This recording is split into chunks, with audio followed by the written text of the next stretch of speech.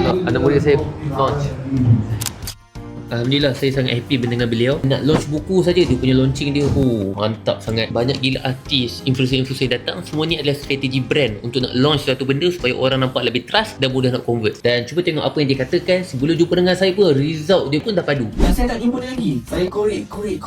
Saya try buat seminar 2 hari RM99 dan rupa-rupanya ia menjadi seminar kripto bersiri yang fenomenal. Dewan kahwin 200 orang penuh jadi 400 orang dan kita belum berjumpa pula dengan dia. Dah jadi, dah okey. What if kalau saya berjumpa? That's why untuk kali ini saya merendahkan ini. Apa saja dia ajar, saya praktikan. Okay, Alhamdulillah dah settle untuk launching produk. So strategi yang di mana korang boleh tengok daripada sales pun dia dah grow. Sekarang ni dia nak luaskan dia punya strategi, tambahkan sales funnel dekat TikTok punya ekosistem.